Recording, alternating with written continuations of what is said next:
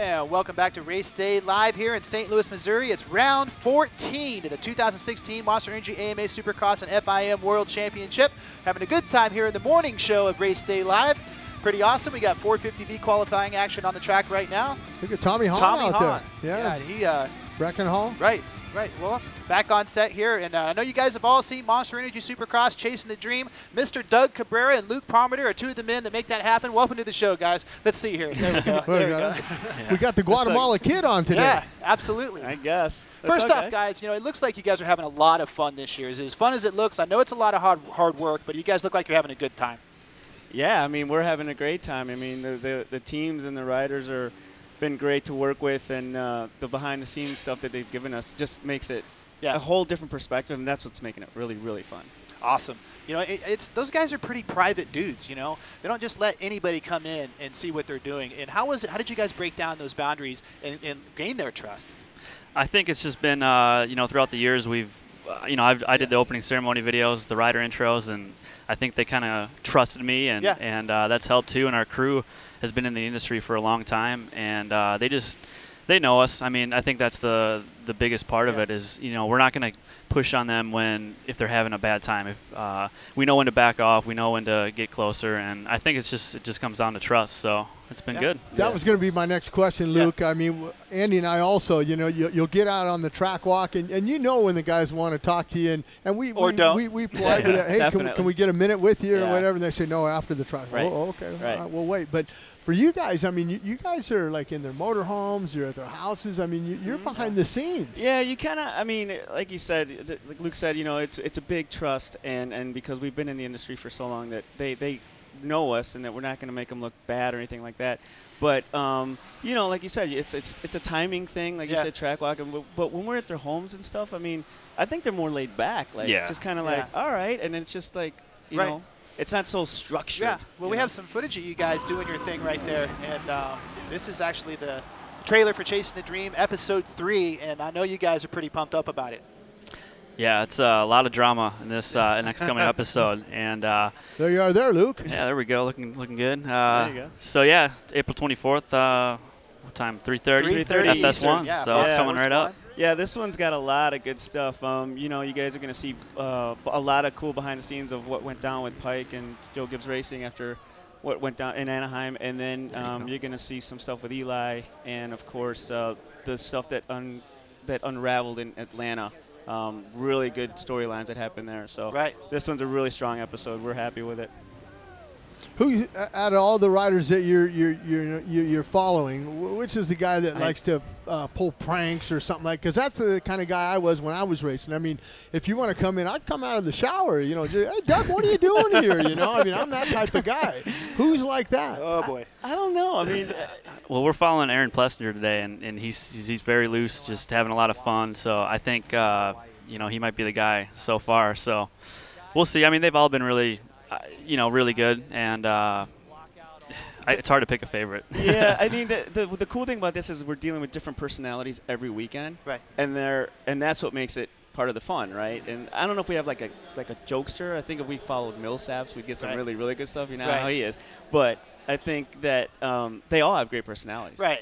Once that barrier is broken after a little bit, they're all great. It seems like Jason Anderson would be one of your guys' favorite. He's really loose, funny guy, pretty cool on social media, obviously. But what was it like working with him?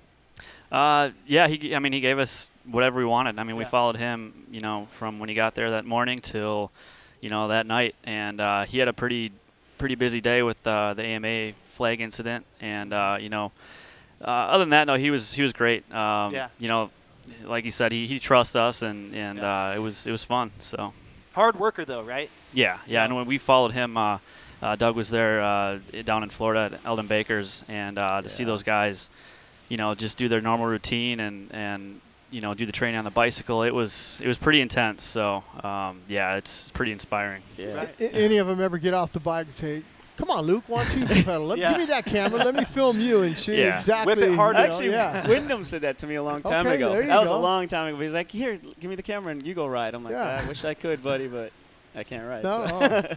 There you are. There's a nice photo of your crew. You got a lot of guys behind the scenes. Yeah, for sure. We got a great crew. I mean, you got Steven Erickson, Jason Monroe, Wes Williams, Matt Francis, and obviously Anthony Flores, our audio guy.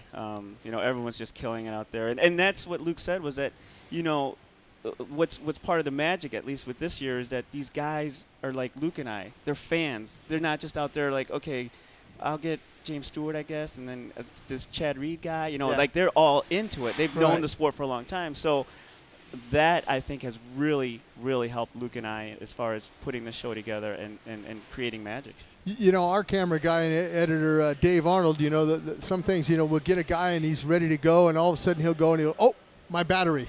Yeah. How embarrassing is that? We got the guy ready to go, and our battery goes dead. Right. Yeah. No, so far that hasn't happened with us that I know of, but, I mean, it's been good. It's been good. You know, I've talked to a lot of folks that have made videos over the years, my friend John Fox with the Terra Firma series and stuff, and the thing that he would always say is it's not what we got, it's what we didn't get. But it seems like you guys have been very fortunate and been in the right places at the right times and been able to just nail the big events that have happened. It seems that way. Yeah, we just, things have kind of fallen into our lap. You know, we just kind of been, you know, we anticipate what's going to happen, and we know to have guys in the pits after the races, because a lot of times we'll be on the floor and we'll miss the real drama going on back there. So, you know, we just try to cover our bases, and, you know, that's kind of really been helping this year. So.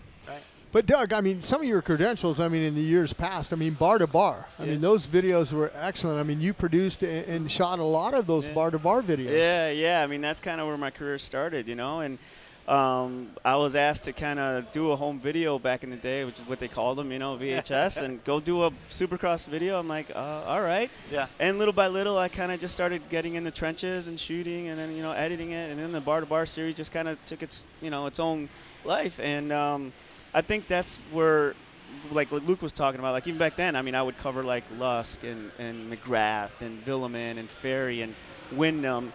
And, yeah, I mean, it came out great. I'm glad that, you know, we have that piece of our history, of our sport, you know, locked in, and people can always go back and look at that and be like, oh, yeah, those were great seasons. But me working on that has definitely helped me do what I'm doing now and help, you know, with this show and how it's coming together for sure. Well, that's where I was going. I mean, your credentials are long and deep.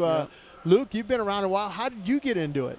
Well, you know, I grew up watching McGrath, you know, watching him bust knack-knacks at the Minneapolis Supercross. So I was always a huge fan of the sport, and, you know, did my own thing, kind of freelance video. And the guys at Feld gave me a call one day out of the blue and asked if I wanted to do Supercross. So I said, sign me up. Yeah, so that was in 2011. And, so, yeah, I've been doing the opening ceremonies and the rider intro videos for the past 4 or 5 years. And this summer we talked about doing a show, and now we're here. So. Well, Luke, you have some other credentials. I'm not going to let you get out of here without talking about it. The Widowmaker hill climber, you know, the gnarliest hill climbing stuff in the country. You've done that. Yeah. I grew up hill climb racing around the Midwest, and you know, it was a family thing. I know they're watching at home right now, so I want to say hi to them. But yeah, that was what we did, and had a couple good years. Back in 2011 and 12, and kind of gave that up now. But I'm around the sport enough, so I get my fix. So it's great. 4 more to go, guys. You know, what else can we possibly see? You know, Dungey could the podium streaks there. We got 5 different winners and 5 races in the 250 East, and then the 250 East-West shootout. That's for points. There could be some major drama there, and I know you guys are all over that. For sure.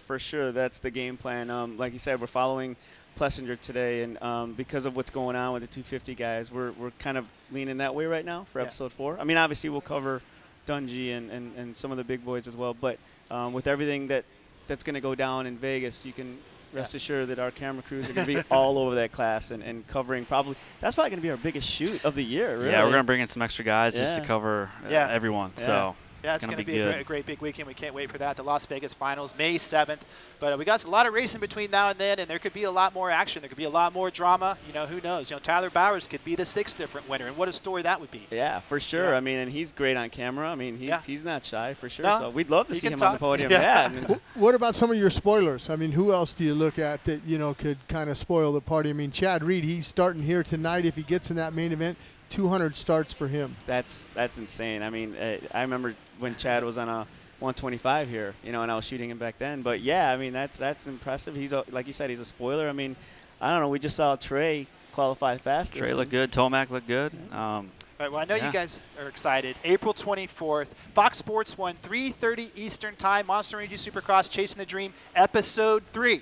Let's go ahead and check out that trailer. Thank you guys for being on Race Day Live. Thanks, guys. Thank you. You want to do good and you want to win, and when you have somebody that's dragging you backwards on a weekly basis, if you have to race with the guy, it's like, dude, we're here to do a job.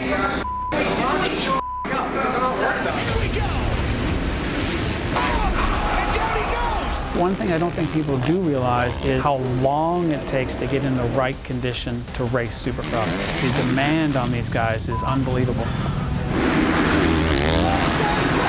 Here it goes. He's gonna attack. You just get that like kill in your blood.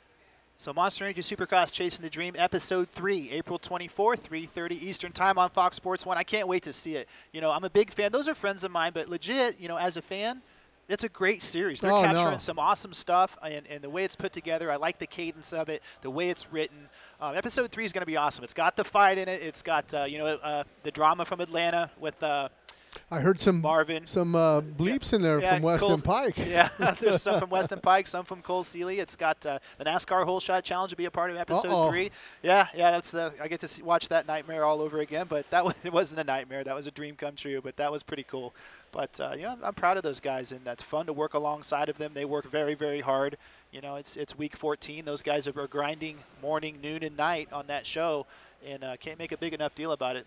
You know, Monster Energy Supercross Chasing the Dream is very, very cool. Well, and you know, Feld Motorsports and Fox for getting together, and the riders, you know, for letting these guys come into their home, opening their doors. You're not going to see a lot of stick and ball athletes letting guys into their personal life, but that's the difference between stick and ball and racing a motorcycle. I know Anthony went to see the Chicago Blackhawks last night. I know he didn't get a chance to meet any of the guys or go into the locker room or anything like that. So, I mean, you know, it just puts our fans in touch with the riders and letting them know a lot of these guys are, you know, the rookies, and then you watch them grow up, you know, through their career. I'm talking about Chad Reed when Doug was saying, you know, I remember him coming up, but now Chad's a family man. He's got 3 kids, you know, and just it's interesting to see. I saw Ellie and Chad last night. They were out to dinner, no kids or anything. They had a kind of their own night, you know. So it's just it's neat to see that. It is very neat.